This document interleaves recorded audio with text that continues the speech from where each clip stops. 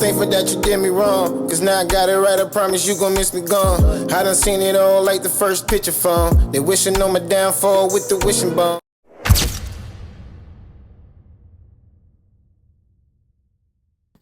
Now, unless you been on cloud 10 or under a rock, have you heard a motherfucking word?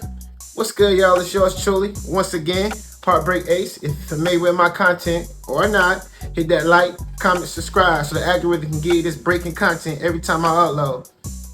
Hold on for a minute. Say what, algorithm? What? I show you up, bruh. Sorry, y'all. You know me and the algorithm be beefing a lot. But nah, topic of discussion. While we here. Bun B. Good drink, good weed, big money, yeah. Rolling in some, morning, whipping up.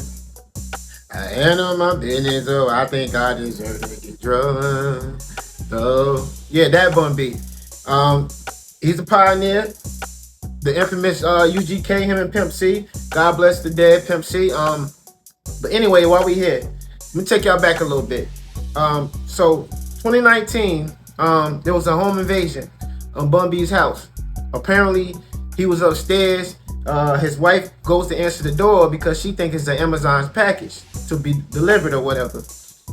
But however, when she opened the door, it was a gun maskman, and of course, he came to rob him.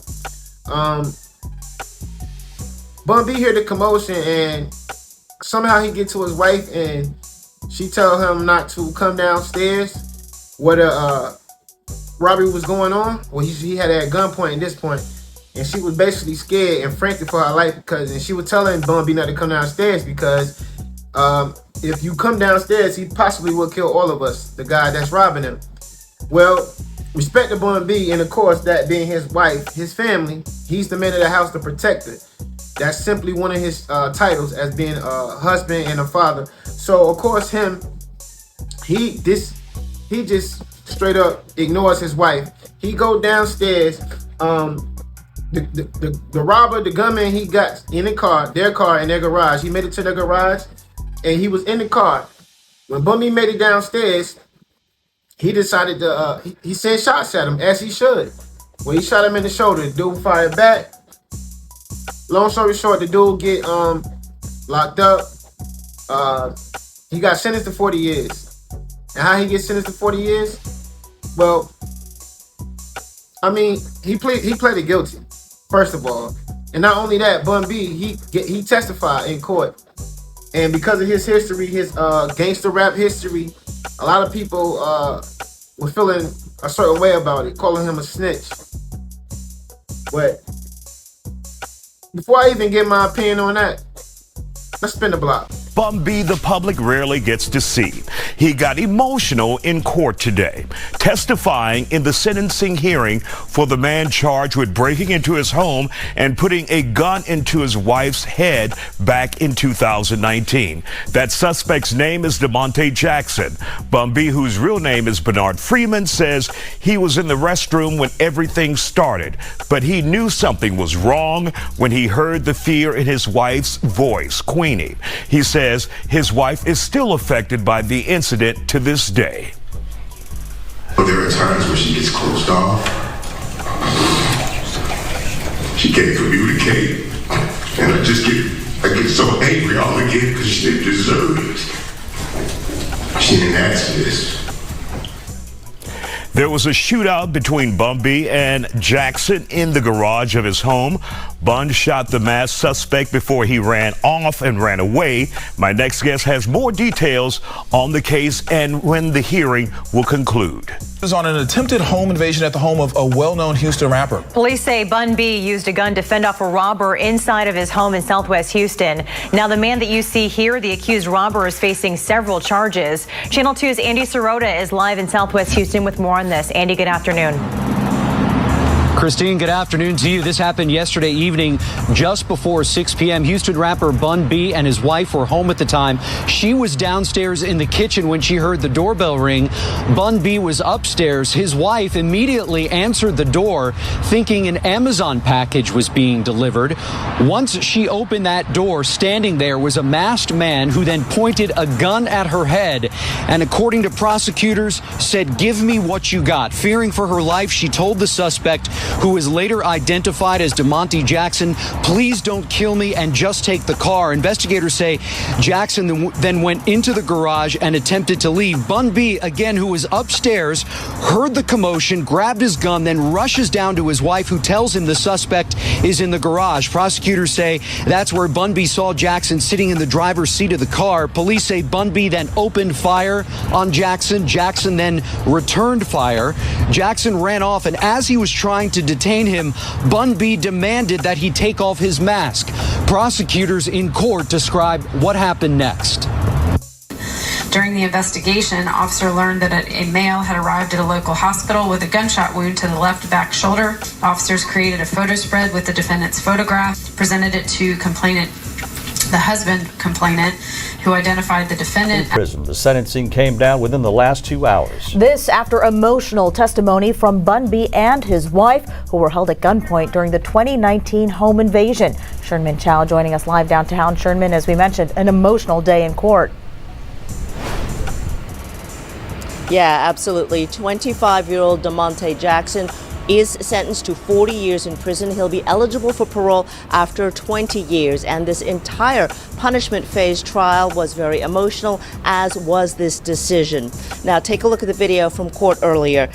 The last witnesses, including Jackson's grandmother, took the stand today. Jackson's family testifying that he has mental health issues, used drugs, and has an IQ of 81. His father said he failed to properly discipline his son, who'd been a standout high school football player.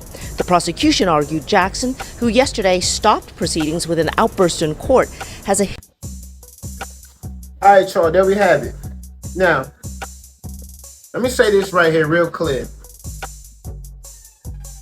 After all the stuff we've been seeing going on, especially this year, who gives a fuck about street credibility these days? That's the first thing I want to say. Second of all, back in the day, Bun B might have been on that gangster in the street shit, bro. But that man is definitely past 50 years old with a family. He made it out of the streets. He made it. He making his own money. He got the infamous trail burgers that everybody seemed to love. Like, he's settling down, man. He's retired from that street activity shit. Why would he trick himself after a grown man? We supposed to learn and grow. So why the fuck would he still be in the streets going by the street rules? And then we see all these so-called gangsters, all of them snitching. If they wasn't snitching, Young Thug would still be home right now. They all snitching. They all snitching. And then we got something like P. Diddy, he beating on women. But we don't got him on video beating no guy up like that. But we got him beating up women. And y'all still want to go with this street cred shit, bro. It's getting corny. And somebody that's from the streets, the best of both worlds. From Newark, New Jersey, all the way down to South Carolina, even North Carolina. You know what I'm saying? That's my background. So I've been in the streets, I understand it, but I'm also a father now. And we gotta let that street shit go, bro, because it ain't getting us nowhere. It ain't getting us no bag. The image of that shit used to do something for us back in the day just because we were trying to be rappers. The mystique of that made them seem cool, but it's all clout now. We don't need that. Yeah, y'all gonna say he's a man, he went in there crying and all of that. Maybe that's the part you might can say something about because he's a man. But at the end of the day, he was emotional. Because, you know, it messes his wife's mind up. She ain't even been in the home since. You get what I'm saying? Like, she probably got her PTSD because of this incident. Because it was a close call. It could have went all the way left. All the way left. They could have died or somebody could have got injured. You get what I'm saying? Luckily, it didn't go that way. And like I said, I was in the streets before, so I even have encounters of a home invasion. And the craziest story about it, how it happened to me, was my birthday. It was late at night. It was after 12, so, you know, it's my birthday. Somebody knocking on my door. Of course, I'm thinking it's somebody that knows me because it's my birthday. But when thank God I opened the door. Because when I opened the door, dude put a gun in my head and pulled the trigger. But the gun jammed. And when the gun jammed, I scared them niggas off. No lie. They only came in here to take some shit. Like, matter of fact, bro, I threw them niggas a pair of Jordans. Some all black 11s. Because it was like, bro, y'all, I'm not even gonna get serious with y'all because my kids here type thing, you know what I'm saying? And it wasn't even my kids at the time. I was just, you know, staying somewhere else at the time. I just say that. But they was like the kids that I had to like protect at the time. And it wasn't no relationship type thing. It was just like where I was staying. I was like the older being there. But anyway, I understand that. But you gotta be a man. So I guess y'all want to say something about his emotions. But then again, that's still another problem.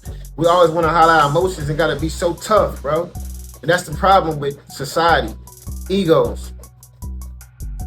You can't feel crazy about what that man said.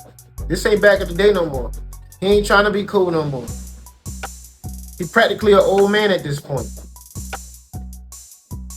And his job now at his age is to teach the youth, the next generation. You know what I'm saying? Which is like me, my job. We teach the youth how to find a better way. How y'all gonna call this man a snitch for testifying about somebody trying to rob his house that he shot? He was supposed to not say nothing, and what if him not testifying would have been the dude not getting no years at all? You never know how this could have went. He was supposed to be cool with that. And you see how easy she answered the door and the dude did that? He might come out for revenge if he would have got out. And Bun B is a busy man. He might not even been home. And then he could have circled back, double down. Thank God that ain't happened though. So how can y'all call this man a snitch and want to clown him for that? The streets is the myth for real at these days, and it's getting real corny, man. I don't know how y'all got to. I really don't care how y'all feel about it. Like, you're lucky he ain't killed the dude, and it would have been rightfully so. But that's all I had to say about it, man. I don't know. Leave a comment down below. Let me know how y'all feel. Y'all feel like Bun B was a snitch for testifying, or y'all feel like he did what he should have done as a father, protecting his family? Or do y'all feel like y'all still want to be on this ignorant side where he need to keep it in the streets and not say nothing and kill the dude if he would have saw him in the streets unjustly, and then he would have been locked up for murder? Because then it would have been protecting his family then, which would have been stupid. But if you keep it in the streets, that's what he would have had to do. Don't tell nobody, catch him in the streets, let him go and then murder him and say, oh, I killed him. Him telling him, oh, I killed him because a couple months ago, he robbed my house and I just let him get away because I wanted to keep it in the streets. So when I saw him, I just blamed on him. Then he would have got cold-blooded, premeditated murder. Then who would have really lost? Think about it. Well, that's all I have for y'all, man. Leave a comment down below. Let me know how y'all feel. As always, love each other. Till next time. Yours truly, Heartbreak.